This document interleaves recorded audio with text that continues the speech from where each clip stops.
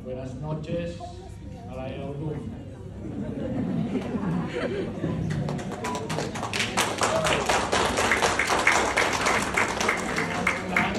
Maraming salamat po kay Mr.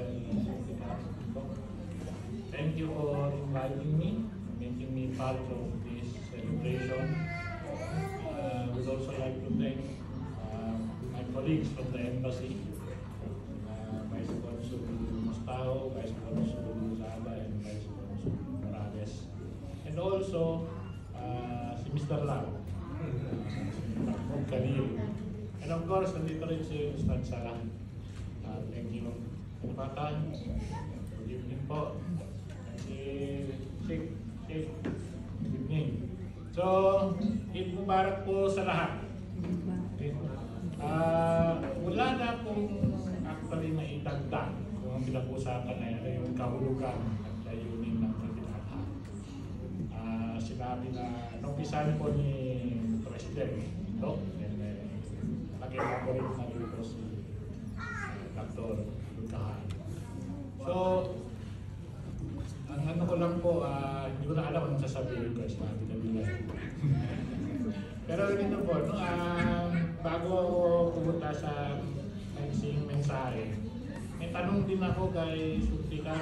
Pareho sa tanong ni Dr. Lukahan, ako ba yung miyembro ng Sambasura?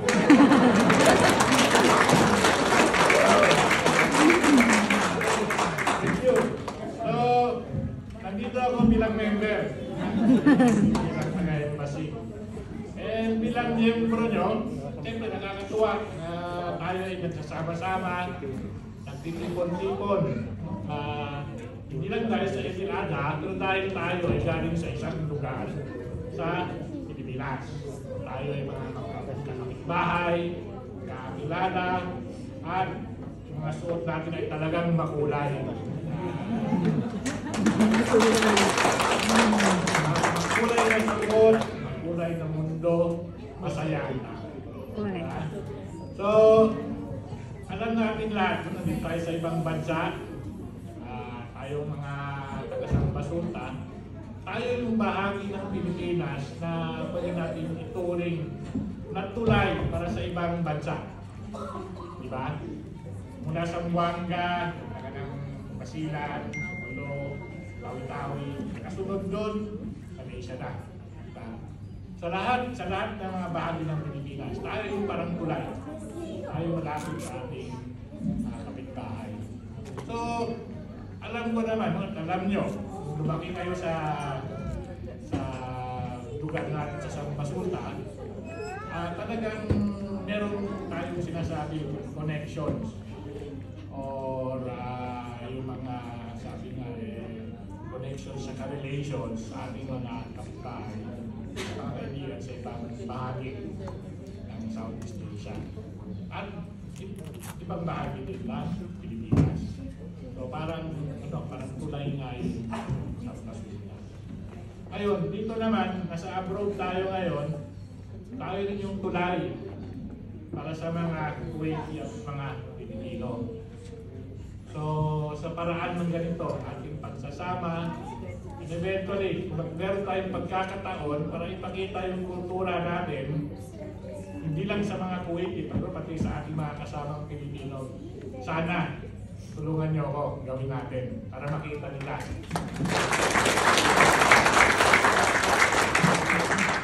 Alam nyo naman kahit ilang taon na tayo rito, meron pa rin mga kasama, hindi lang Pilipino, pati na ibang dayuan, hindi nila alam exactly ano yung Buanga, yung Basilan, yung Ulo, ano yung Sulon, yung Tawi-Tawi, ano yung tradition doon, ano yung mga kinaulian, ano yung kultura. So, I will be working more closely to Tikar dahil subukan natin ipaalam sa lahat na meron tayong sarili mga tradisyon natin.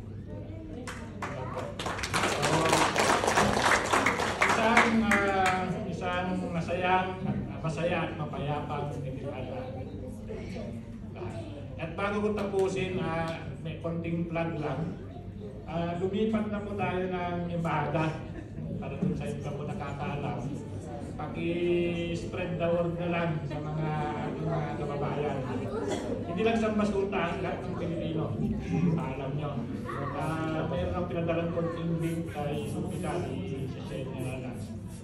Dahil baka yung iba sa atin pupunta pa rin sa Salwa. Eh wala na po tayo sa Salwa, nasa Saba Al-Salim na po tayo. Block 2. Malapit to dun sa parang may hospital yata, doon na malapit.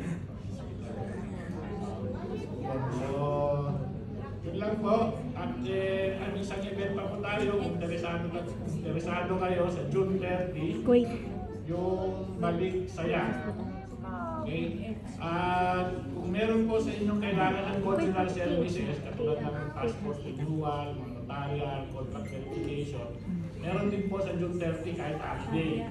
Doon po gagawin sa Crown Plaza, sa Albaraka Ballroom. Ito yung sa bandang kanan, hotel ng entrance. So, samantalay nyo na yung holiday, kung kayo walang pasok at meron kayo transaction sa embassy, pwede po kayo pupunta doon.